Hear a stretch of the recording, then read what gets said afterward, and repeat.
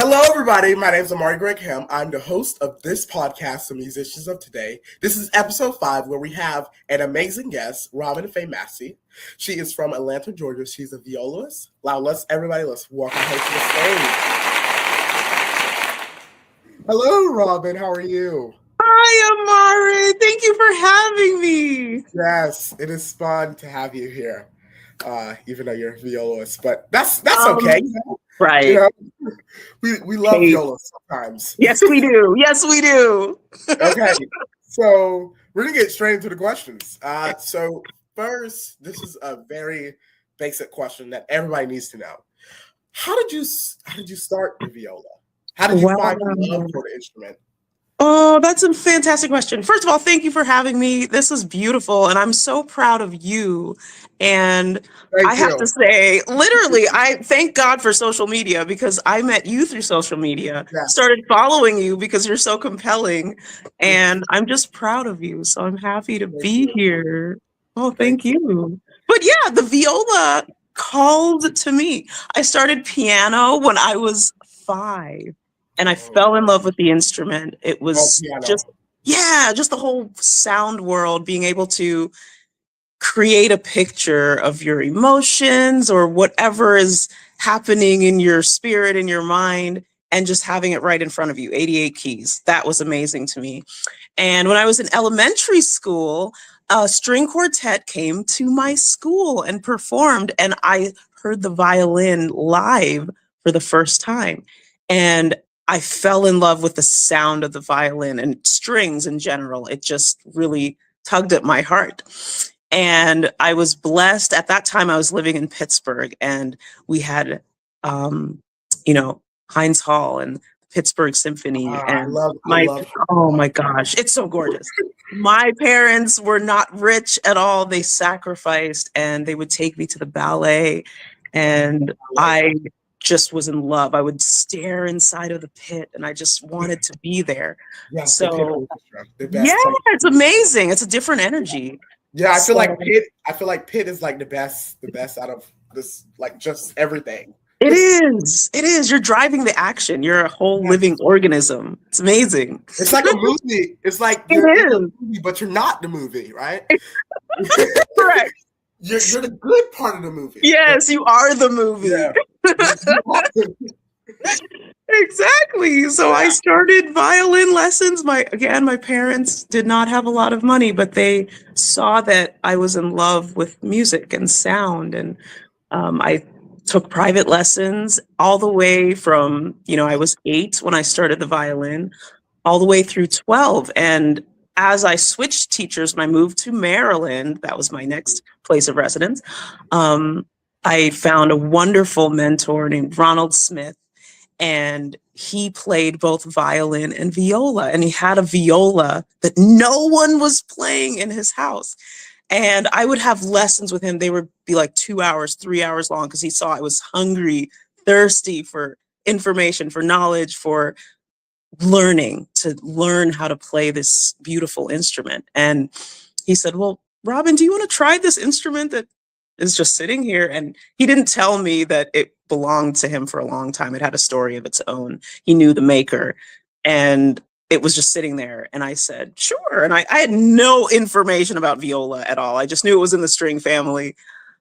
Amari, when I touched that thing, and I always describe it as like, it was the stroke of love. Like, I started playing, and it was that deep, sonorous, mellow, chocolatey tone. Oh, I found my voice. And it was so funny. Growing up, I always had a deeper voice, like a very kind of mezzo, as you can hear in the tone of my voice. And I always felt very self-conscious about my voice as a little kid. And I found an instrument that matched my voice, and it matched my soul. And I said, well, you see, this is an instance where viola is good, right? Viola is a very odd instrument to me. Yes, it is. It's not like the others. it is this mix of two, and and everybody just says it's one, and then it's just a bigger instrument than the bigger violin. Everybody classifies it as comparing it to a violin, but they never compare it to itself. That's right. And it's hard with that. It's now the viola does have some good to it. It has some really good to it. That mellow, rich tone, but when I touched the viola, I was like, no. I need that bright. I need the brilliant. Okay, fair enough. Fair enough. You need that high. You see how my voice is kind of high, Yes. You have to find what speaks to your spirit. I mean, for real. Now, cello and bass, I just can't do that. Too big of an instrument. I like being able to carry my instrument on my back. I love that. I can wrap my arms around it. Yeah. Mm-hmm. Be able to just to pull it out anywhere. Fun. Exactly. Yeah. So as we spoke before this, what you performed with Stevie Wonder one time. Yes. Immaculate, amazing. Immaculate. But tell us how it was playing with these big artists. Oh my goodness. Amari, I've been very blessed in my life and continue to be blessed. I actually got to play with Stevie twice, and it was incredible. It was his Songs in the Key of Life tour. Twice around, I did in Washington, D.C. and Baltimore. And I mean, Stevie is a living revolutionary. He is the discography of history, walking incarnate. He's brilliant and he loves humanity. So he's always been a hero of mine. So when I got that call, I nearly fainted, but I also had an opportunity to solo in both of those shows. He asked someone from the orchestra if they would step up and solo, and unbeknownst to most people, I was actually playing the violin in that concert. In both concerts. So you weren't playing viola, I wasn't playing viola in those concerts. That's great. It was amazing. But it's literally like you live for these moments, not just to touch someone who you admire, but to connect deeply with the people who they touch, and knowing that they have touched you. That's the most beautiful aspect of playing with someone of that magnitude. Yes, and then Stevie Wonder, you talked with him, right? I talked with him. I hugged him. He embraced me. He called me Robbie. And I'm not saying these things I'm not trying to big myself up. I'm making myself very small because I was like a baby, like, and he embraced me as if, I'm his little sister. And that's what is beautiful, most beautiful in this industry, is that as artists, we, just like the relationship you have with your private teacher or your orchestra director, it's so important to grab someone's hand and say, come along, here's what I know, let me help you. Yes, and that's why I love you. That's what attracted me to you, because I said, I've been always praying, like, Lord, I pray that I can find someone who I can help, who I can share the joy of the blessings that God has given me in my life, in this music business, this art that we celebrate, that is really just sonic humanity. That's really what it is. And I got to meet you that way. So same thing. It's no different. So you played with, if I'm not mistaken, you played with the National Symphony Orchestra, right? I have, yes. How was that experience playing with? Oh, wow. Playing with a major orchestra. I mean, we live for these moments. We practice for these moments. It feels like stepping on to a finely oiled machine. Every organization has its idiosyncrasies and its intentional differences. Certain orchestras have a behind the beat approach, certain are ahead of the beat, certain orchestras tune high, certain orchestras tune low. But to walk into that setting, knowing that everyone around me has the same fire, the same level of and greater than me, Yeah. levels of artistry. We rise to the environments that we're in. So it makes you want to play better. It makes you want to listen better. Yes. It makes you want to play more in tune. Yeah, when you have these big people around you, it Yes, just makes you want to sound better. absolutely. Literally, like if you're like in this small, let's say closed off space, Yeah. you don't care. You don't really. Well, you might care how you sound like there by yourself, but like if you're by yourself, you're not gonna care as much as if you're with Stevie Wonder. Yes. Yeah, Yes. It makes you stand up straighter. yeah, yeah. It's just this dream. Yes, This it's a dream.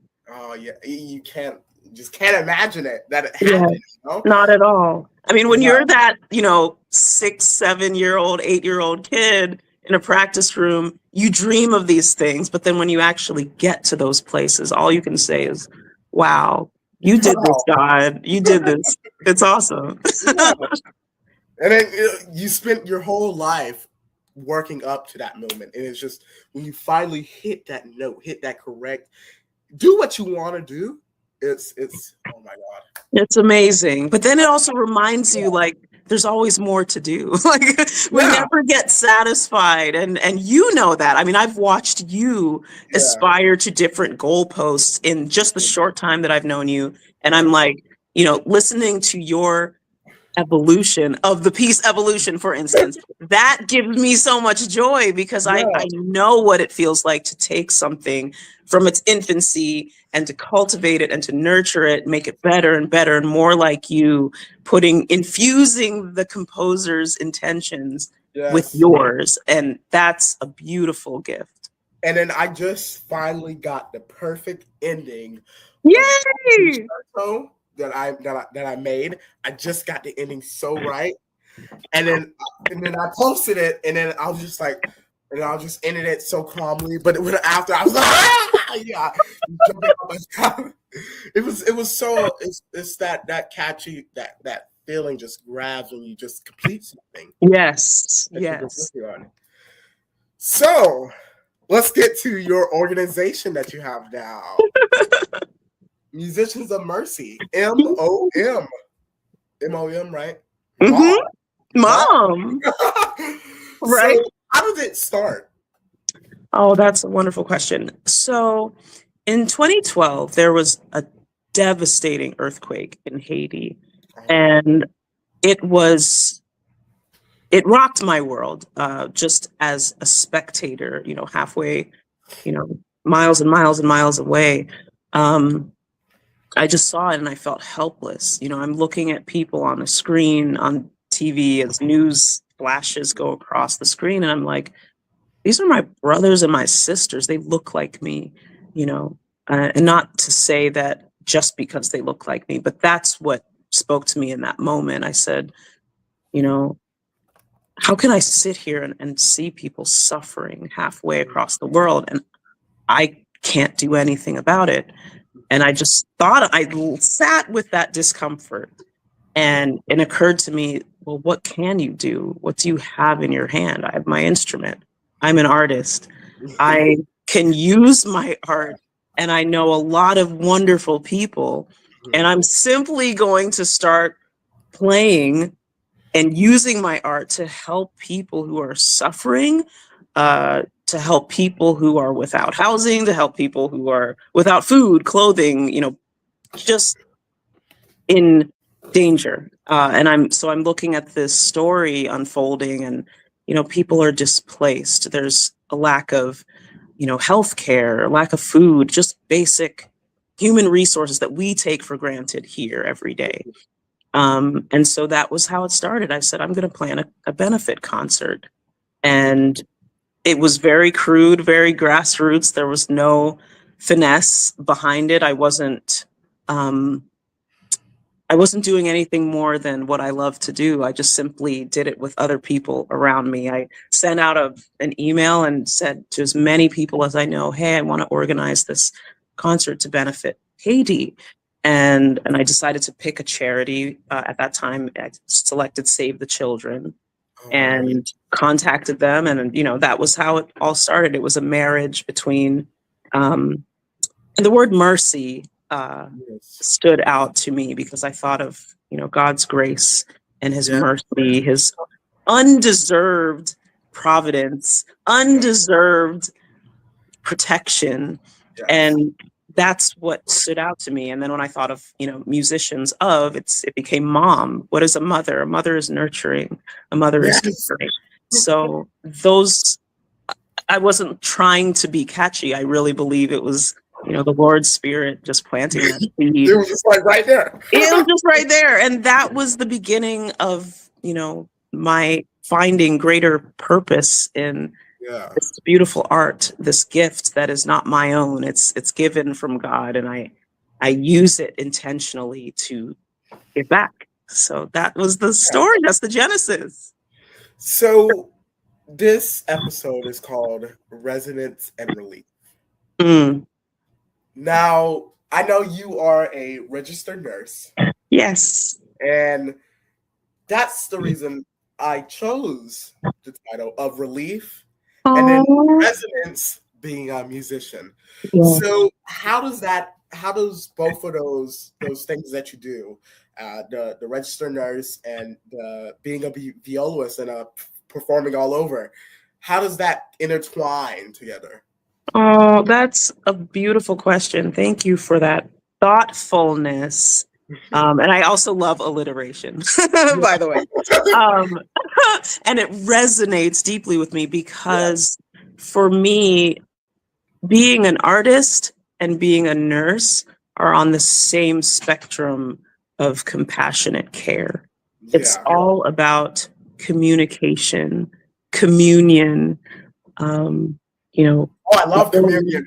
Absolutely. What is that? Breaking of yourself and taking in, someone's body and taking in suffering and sitting with it.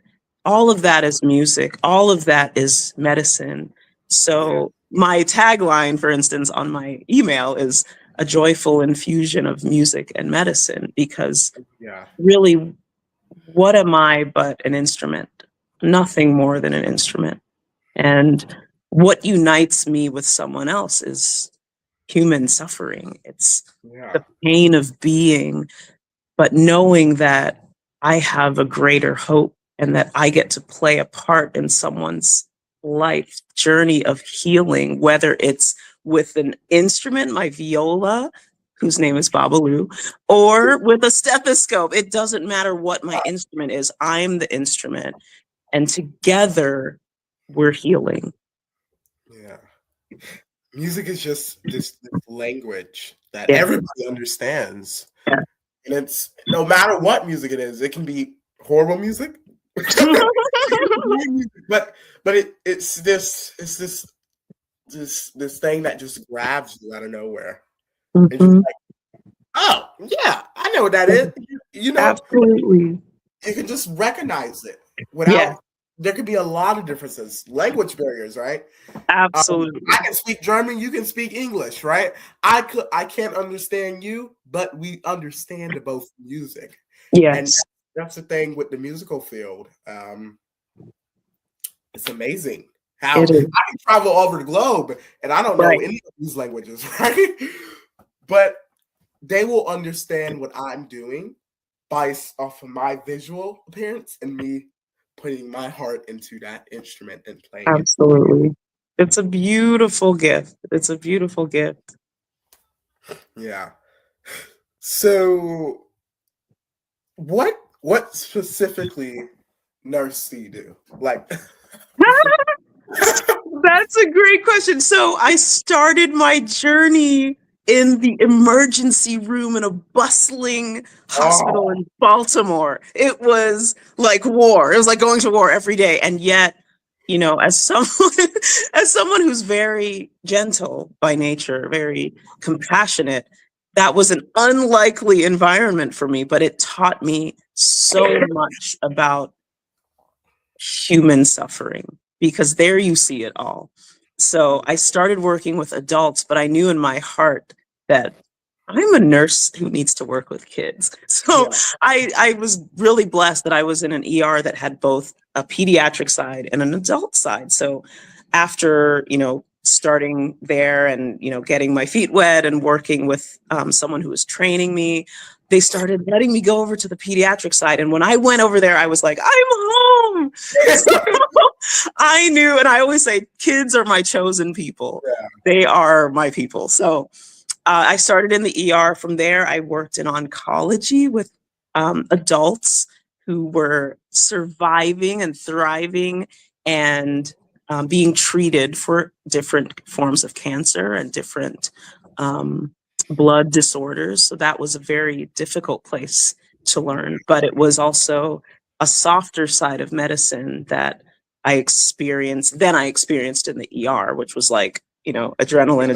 All over the place. Yeah. And so from there, I finally moving into pediatric nursing. So right now I have worked in the neonatal ICU. So with the itty bitties who are just born, but are not healthy enough to go home. So they go over to the NICU, and that is a spectacular and difficult place to work. And at the same time, I also work with children as a school nurse at a school here in Midtown Atlanta. So I am surrounded by kids all the time. I'm surrounded by music as well. So my life is complicated and full of emotions and hormones and boo-boos and runny noses and bleeding, and yet there's music and joy. So just right at the heart. Just at the heart, yeah. So I'm a very crazy and full life. Yeah. So I was going to ask that. How do you balance all that? Like all this, like it's just like seems like it's just all piled on. How do you do all of it? Oh my gosh, it's not me. It's not my strength because, Amari, I worked night shifts, so 12-hour shifts for 7 years, and that's not cute. I mean, after a while, it really does take a physical toll, but I've been blessed to be healthy and to be able to be intentional about how I care for myself. Self-care, exercise, eating well, drinking your water, those basic things are priorities for me and non-negotiables. But when it comes to structuring my time, I don't let a day pass without touching my instrument. That is my priority.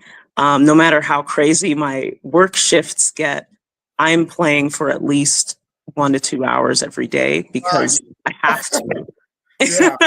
Yeah. And there was a time in my life when I could play 6 hours a day, like when I was in undergrad and grad school. But, I can't do that now because I have other obligations. But that focused practice time is non-negotiable. I have to have that, just like I have to have, my personal devotional time in the mornings. So did you major in music in college and then minor in nursing? Great question. I was a music major, viola performance, and I had a minor. I was a double major at first in biology and music. Then I sort of tucked away the biology and I really just fixated on music. So I went all the way all through grad school in music, viola performance. And then I circle back around and did nursing. Well, that seems more easier, It made more sense to me. I mean, as humans, we can only do one thing at a time. So. Yeah, I mean, that's so much. You got to go back for once, Right. So, I just asked you that. So, what does a day look like as Robin Faye Massie? Wow, that's interesting. Okay. Wow. Okay, this is a typical day for me. From the night before, my day starts the night before. So my preparation for the next day starts the night before. I make my breakfast and my lunch for the next day the night before. So that's the end of my day. I'm, going to sleep. Wake up, alarm goes off at 4:15. And I'm in the bathroom, freshening up, doing what I got to do. I have devotional time with the Lord, my meditation time.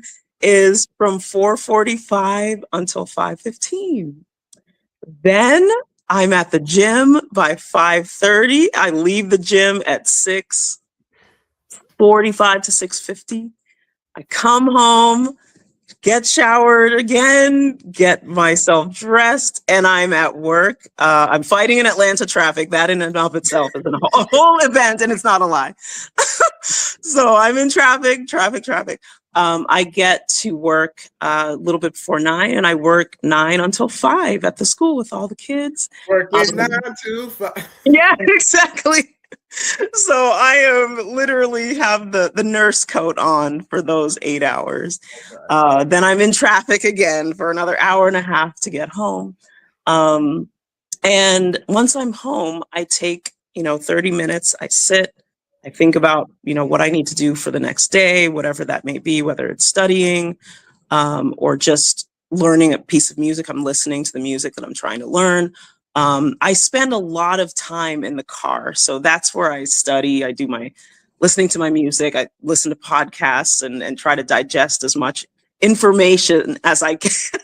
You can look at it next. Yes, exactly. And that goes into my dinner time, practice time, and then I'm winding down for bed around 9:30. So it sounds kind of straightforward, but a lot of my day I'm running around. I'm trying to meet the needs of others. Traffic. Yeah, stuck in traffic, all the things that can make you feel stressed out. So I try to really be intentional about taking time to breathe, taking time to stretch, taking time to thank God for every moment, because it's easy to lose sight of those things when you're just rushing around, especially as a caregiver. Like as a nurse, I'm always looking to take care of others, but I have to be reminded that I have to take care of myself too.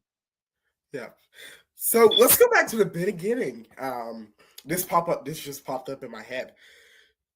When you were a student, as a kid, like before 18, what was the most challenging thing that you had music wise that was really like I'm mad, I want to get it done, and then how did you overcome that technique? Wow. Oh, that's a great question. Let me think about that. This is maybe not exactly what you're looking for, but one thing as a student, I was painfully shy. You would never know now, but I was painfully shy, like hide under the table shy as a kid. And honestly, it was music, and specifically my first real mentor, who was Ronald Smith, who I mentioned, who taught me violin and viola. I also studied with an amazing piano teacher. Her name is Dr. Oster, of Russian descent. She was very hard-nosed, and she would kick my butt. Oh, she would slap my wrist. She would knock my fingers, all kinds of stuff. But she was amazing. Those two teachers in particular really helped me to get over this extreme fear that I had of showing myself in front of others. And they did so not with an iron fist, they did so with love. They encouraged me. They told me, Robin, you have a special gift. You have to feed that gift, and then a gift is meant to give away. And the more I meditated on that, that's what helped me to overcome my fear. Because really, what was my fear? My fear was of myself. I was terrified of being not good enough, of not appearing like I had it all together.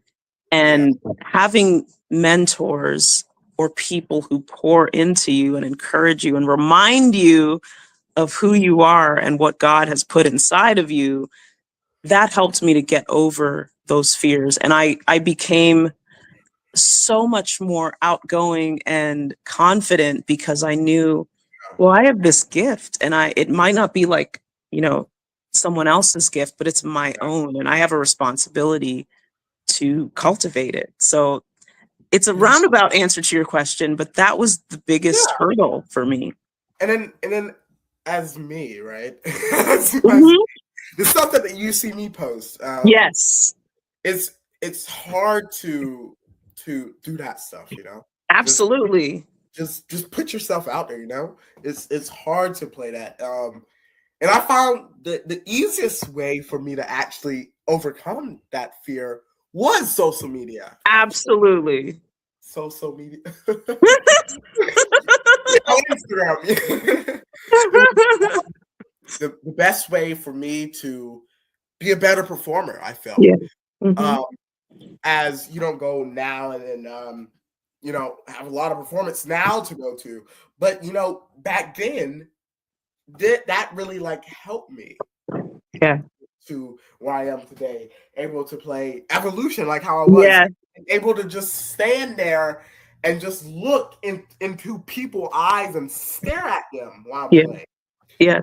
Which was very hard for me. Used to Absolutely. When I was playing this song, I just stood there the whole time playing. Can you imagine just standing there, just doing this? I can't. It's just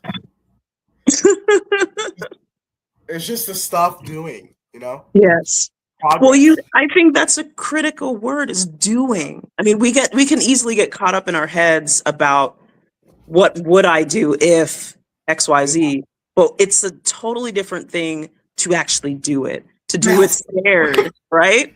That's, again, one of the things that attracted me to you when I first came across your profile. I said, you know, who is this guy? No, I love him. It's not because, but you know what? What it does is it liberates people to be themselves. You know, it takes off the mask, it takes down the screen. I believe fully in eliminating the curtain on the performance stage. I want the audience members to be able to touch me, to come up and say, this is what I'm going through. And I can say, me too. You know, that is what we're here for, you know? Connection. Yes, connection. 100%. I think that's the best thing about performing. It's connecting with this instrument. Yes. To not literally put myself into the instrument, but physically and mentally act like I'm in this instrument. I'm the instrument. Absolutely. And I'm trying to make people feel the way that I feel right now. Yes. Yes. I want you to feel the emotion that I'm feeling. So how? Let's start on that question there. How do you try your best to project that emotion through your view? Oh, that's an amazing question. I think that's they're all amazing questions. They are all amazing. You're brilliant.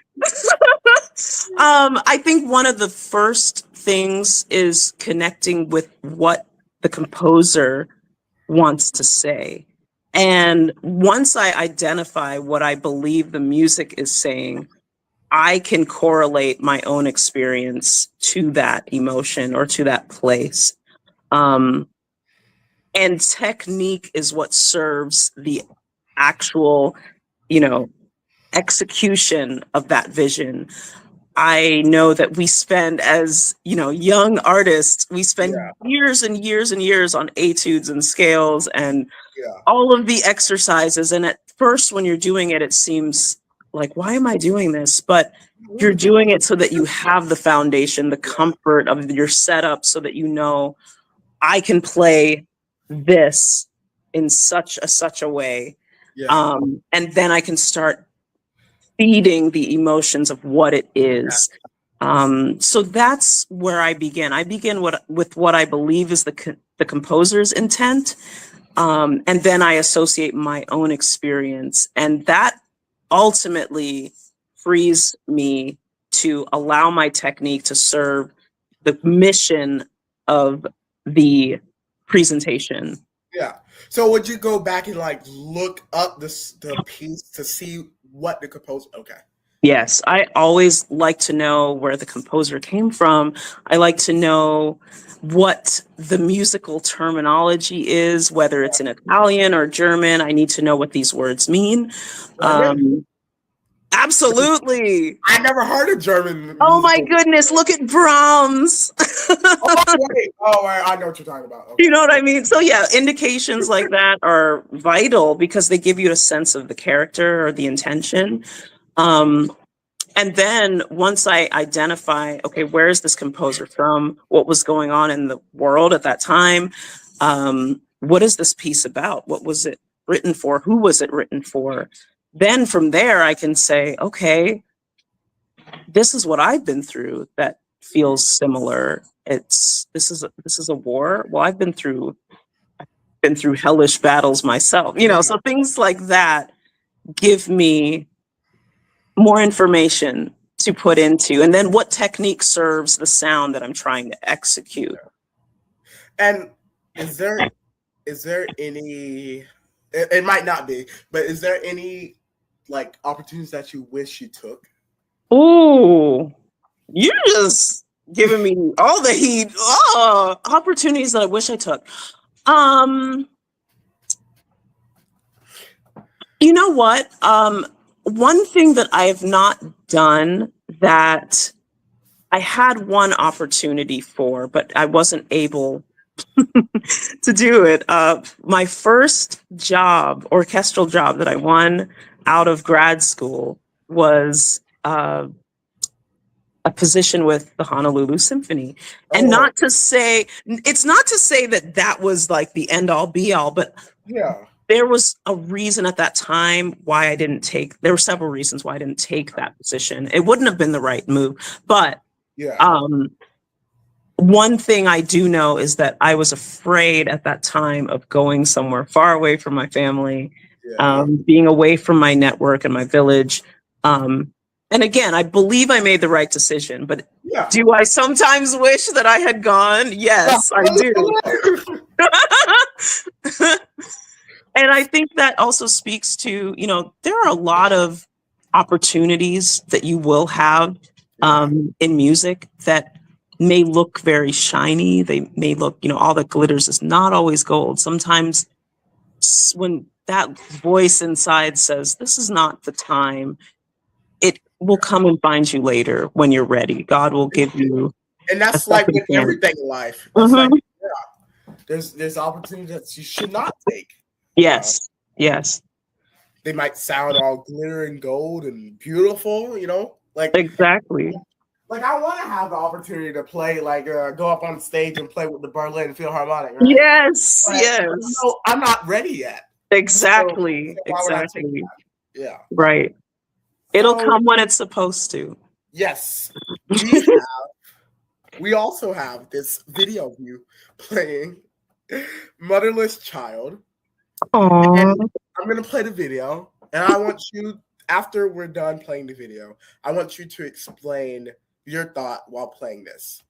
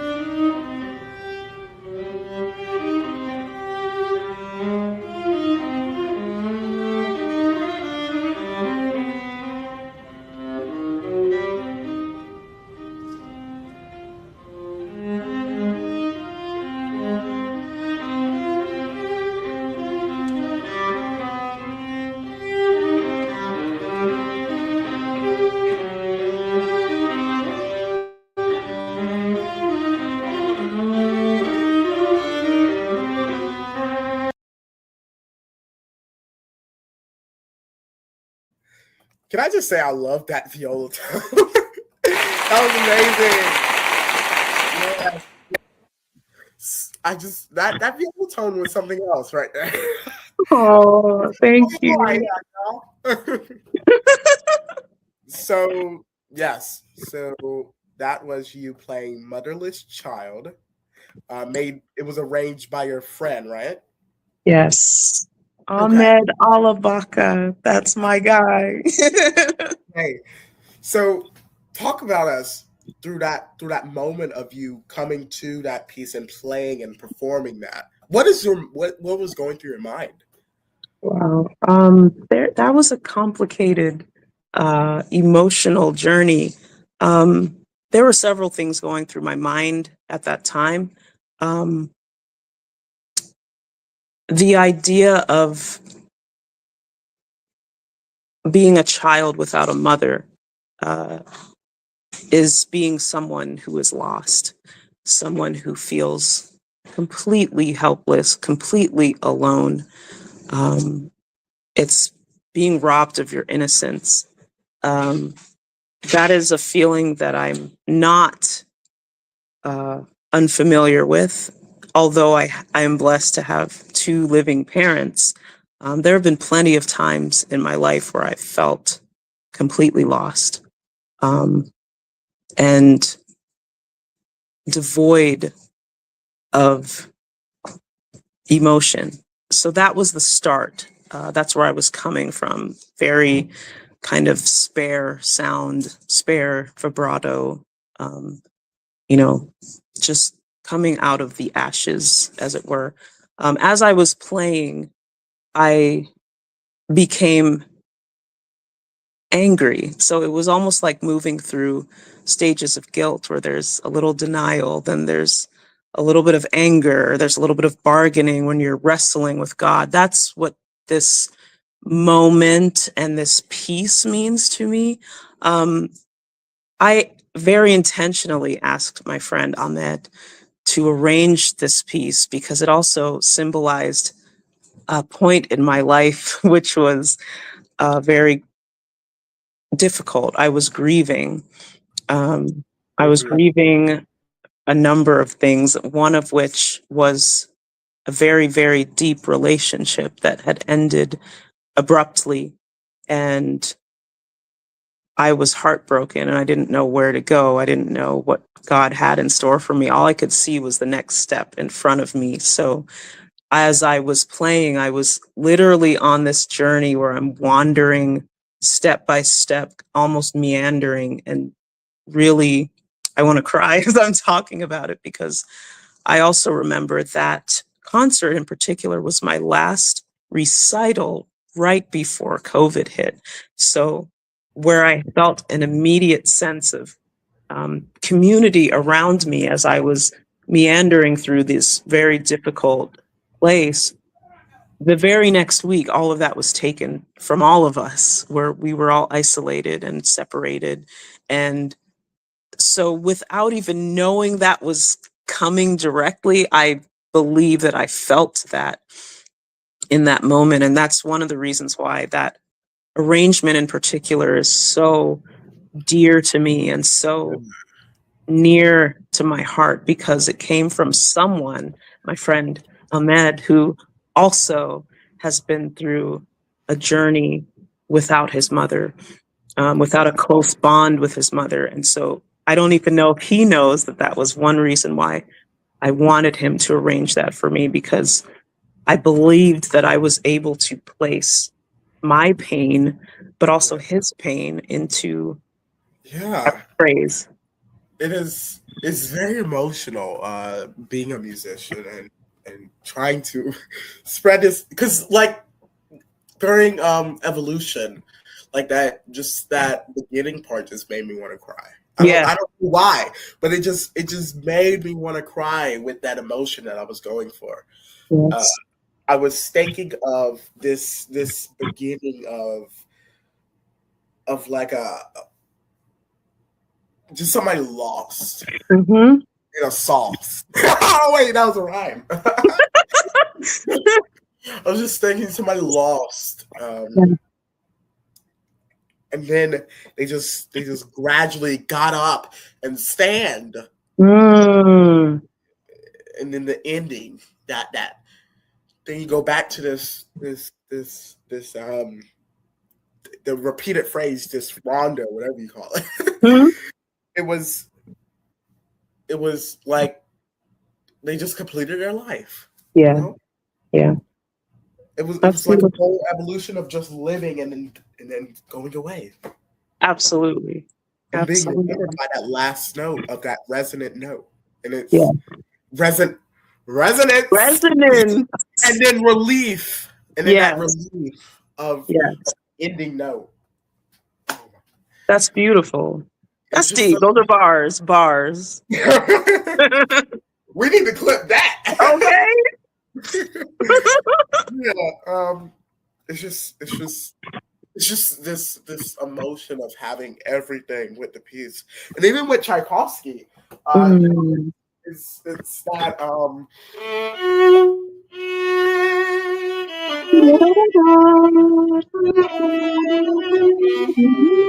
and then that you have to connect with the piece, right? Yes, Every penny, every piece you have to connect with because it will not absolutely.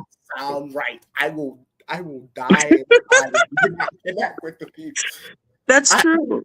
I True. can't do I that. will say this, if I may offer, that there are some pieces where it's really difficult to It connect, is. Oh my god. and you have to find a way.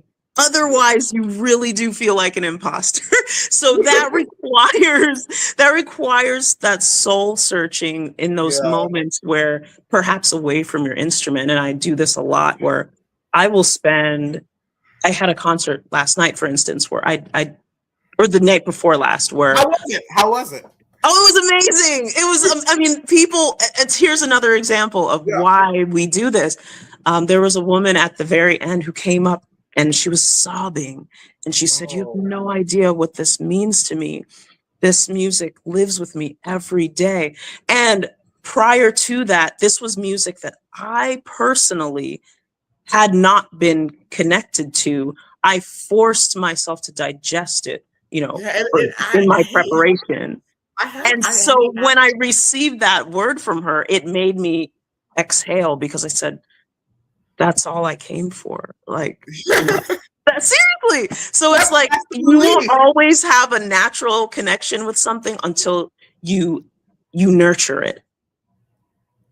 And I swear this is not planned at all, but it's just we all just coming back to this resonance and relief. The whole topic. Yes. And Yes. planned this before the whole thing. I just threw a title. That's And awesome. and we're coming back and this is what's supposed to happen. That's what is supposed to happen. That's Yeah. beautiful. It's not So us. yeah. I didn't mean the phrase well, I didn't know how to phrase this question right here. So breaking the mode, basically. The mode. As a Black woman in the orchestral world, you navigated spaces that haven't always been inclusive, you know. Yes. Um, how have you stayed true to yourself while meeting with different types of people and just the Mhm. classical tradition? Yeah, that's a really great question. I'm so glad you asked me that. I'm very intentional about the idea that I am carrying my ancestors with me everywhere I go. I am unapologetic about it. And it's not that I'm walking around with a sign, it's really the way that I carry myself. I am committed to representing, knowing that there may be a small child in the audience who sees me and may see themselves in 10 years. Like, maybe I can do that. That's what I'm always thinking. Yes, like literally, like literally. when I was during marching band season, marching band, we were always reminded that there can be a little kid out there thinking, I want to play that. So we gotta do our best to show them, hey, you can do this. Come That's down right. here and be That's part right. of this music. Yes. Because it's honestly our heritage as beautiful brown people is Yeah. so rich with not only, a regal history, but a fantastic legacy of I struggle. love But that word. all I love people, regal. Love yes, regal. Yes, It's a great word. absolutely. There's inherent strength and dignity, but there's also inherent struggle that all peoples of this earth have carried. And so Yeah. I don't divorce myself from that. In fact, the shirt that I'm wearing right now is very intentional. It says Black History. And this is my favorite shirt. It's from one of my friends who started a band called Black History, the band. And it's literally what I walk around with that mindset. Have Black history.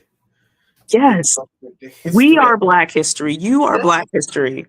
And it's not even just about being Black. It's about carrying the dignity that was passed down to you, that there were people generations and generations before you who sacrificed so that you can do what you love to do. This is a really great episode. I want to keep going talking. So this is not the last question. We have a couple more questions that I've written down. I just like wrote and wrote. You're so inspired. The Musicians of Today is the name of this podcast. Now, I don't know if you saw me post about clips of these of people answering. So, the Musicians of Today. Why do you believe that I chose this name? What makes you believe that we're not the musicians of tomorrow? That's a fantastic question as well. How can we get to tomorrow without being where we are today? Yeah. Just like how can we be today without knowing where we were yesterday? I believe that the musicians of today is very intentionally linked with the beauty and the magnitude of now, where we are right now, what is happening right now, what voice do you carry right now?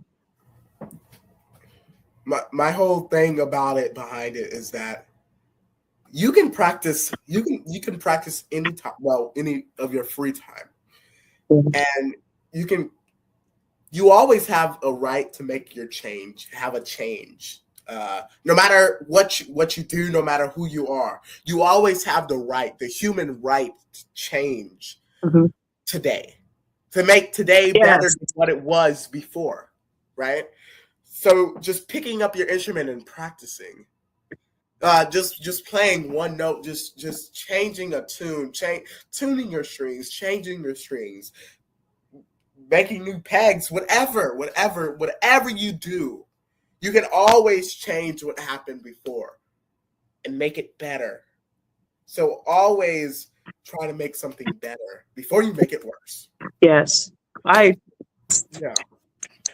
Because today you're not guaranteed the next hour. Not at all. Not at all. So why waste it now?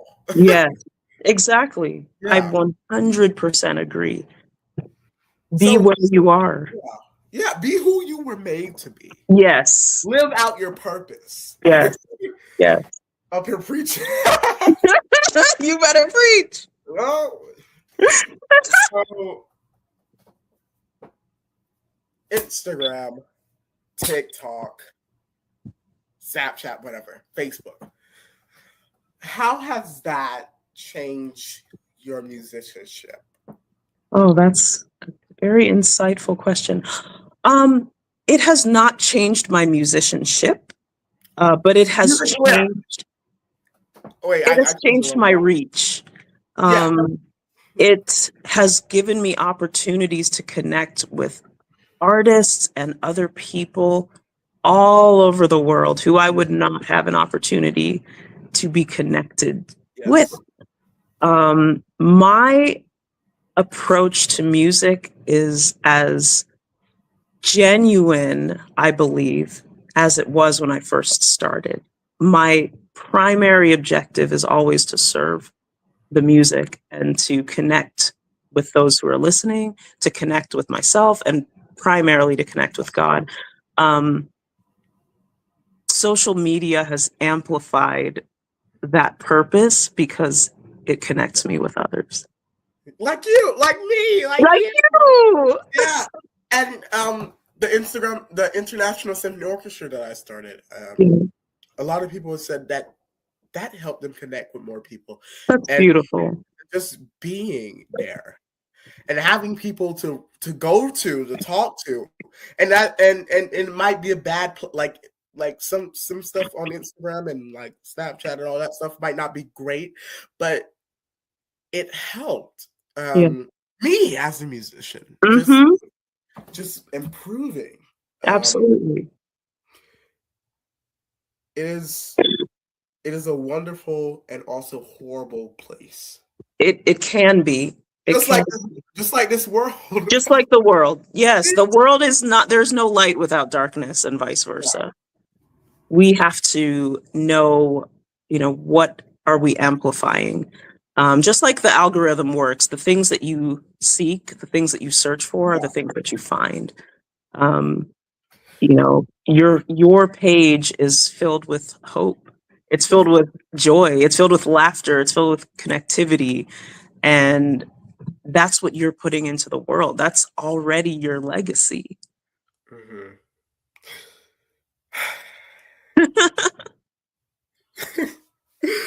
When you play, or when somebody hears your name, what is something that you want somebody to walk away or think about when they hear your name or hear your playing? Wow. Beautiful question. Two things. I want them to, I'm trying not to cry. I want them to see God, honestly. Because it's not really about me. I'm just a vessel, but I want them to see how beautiful they are, how beautiful it is to be who you're supposed to be. And as a residual effect, I want them to feel joy. That if I had the choice to pick a middle name, my middle name would be Joy. It's just like watching Inside Out. That is what I choose joy. I chase joy. I plan joy now. I cultivate it because I believe that is really the outpouring of the presence of God. This was an amazing episode. We're gonna get to the encore. Yay! Okay, rapid fire. An encore? Yes, rapid fire questions. Wow. Favorite piece of chamber music? Oh my gosh, you went there. Shostakovich 8th String Quartet. Oh, why? The viola part.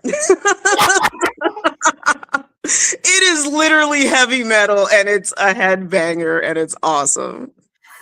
So much C string, more C string than you can stand. It's amazing. I can't stand a C string. You're a hater. One thing.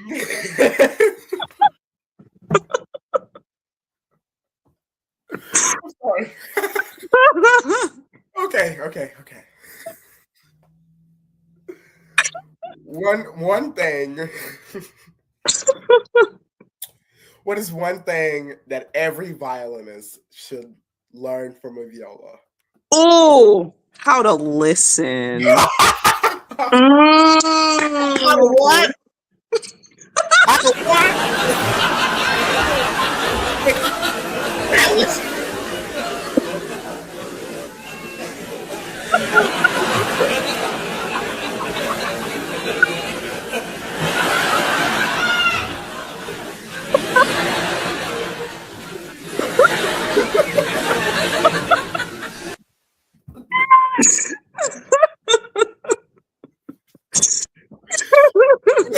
I think we're really good at listening.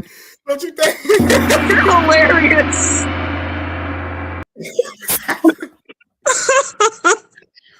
Okay. You are hilarious. I'm done. Best post-concert meal.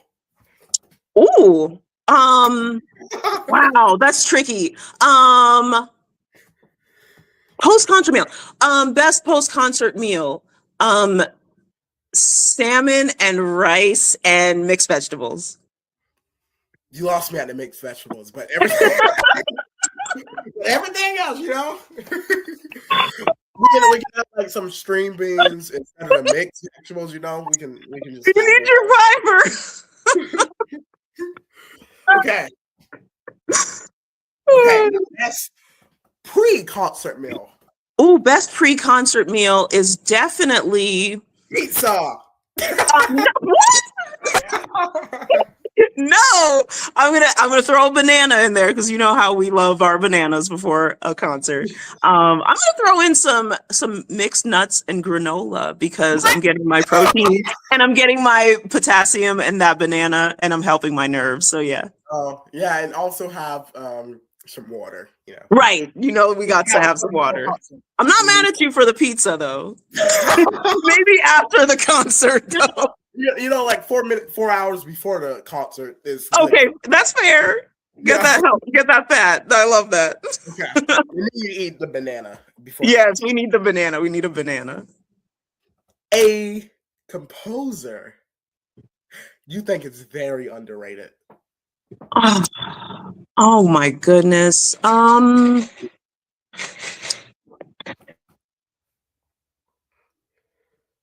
Underrated composer. This is hard for me to even think. I was like, I just put it down. Oh, I'm very much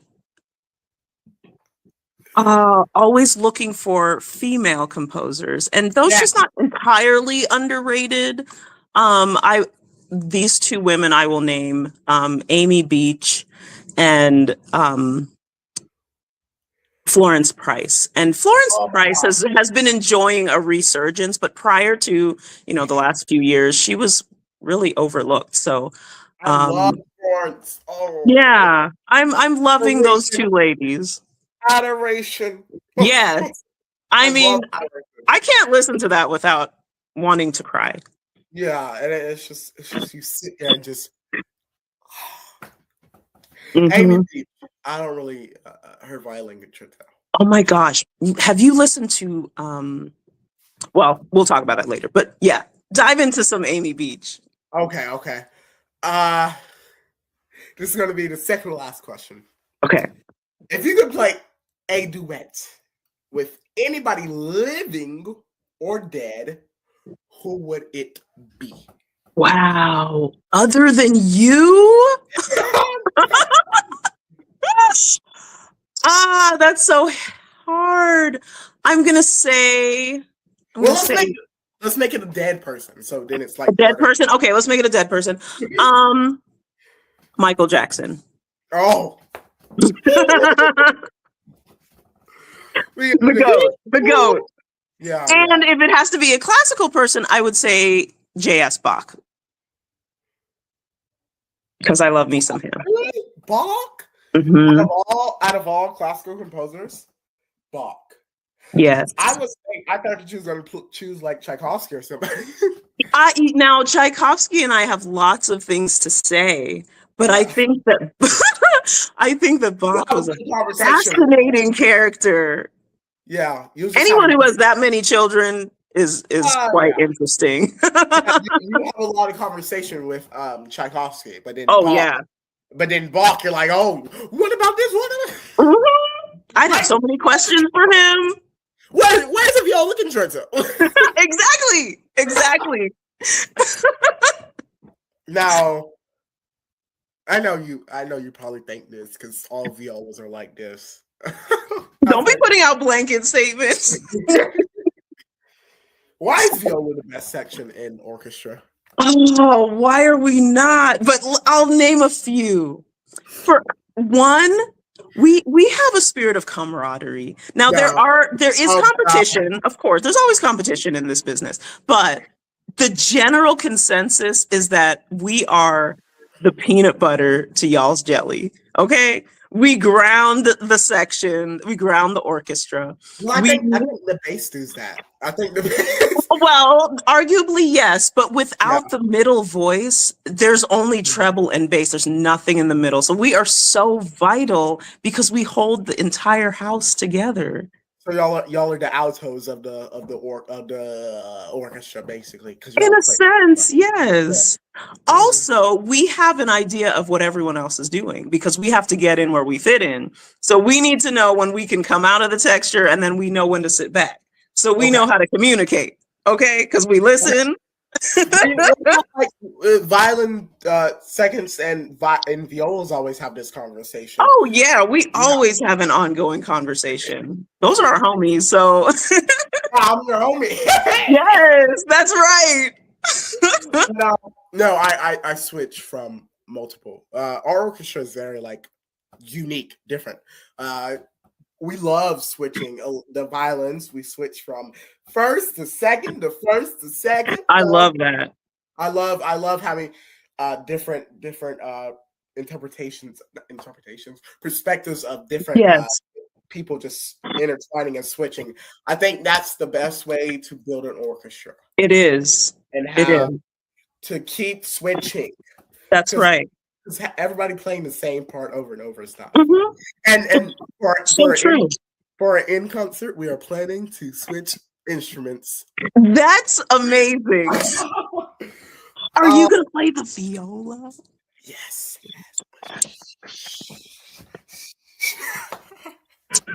I love that for you. I love that for me. I'm gonna be dying because that's how my heart is gonna be. Just beating so fast. But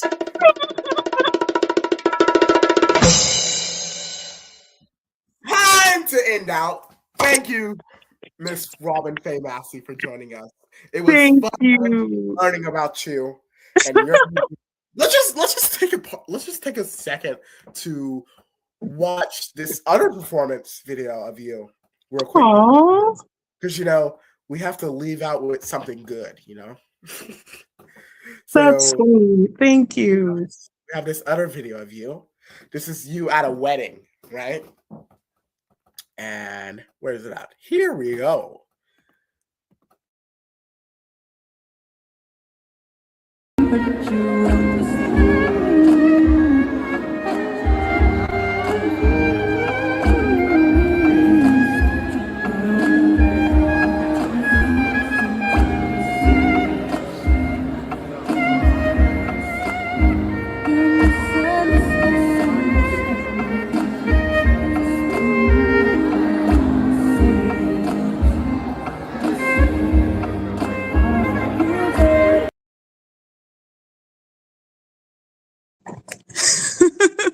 That's just beautiful. Oh, thank you. It's beautiful. Thank you again, Robin, for joining us. Now we're gonna say goodbye to you, and we're gonna thank you. We just want to thank you for being an amazing person and Oh, thank you. founding the Mercies of Musicians of Mercy. What is it? Mercy of Musicians. Musicians of Mercy. Okay. Well, thank you, everybody. Close, you were close. Thank you. Man, I was close. I just want to say this. Robin Faye Massie is an amazing person. You guys should really go check her out. Go support her and everything that she do. Amazing violist. I never say this about violas. Shh. Amazing violist. A little videos right there. Ooh, fun. You can scan this QR code to go to my Instagram because you love my Instagram. So make sure you go to my Instagram. But thank you everybody for real for watching this. We love you. And have an amazing day. And don't forget, what is the word? Practice!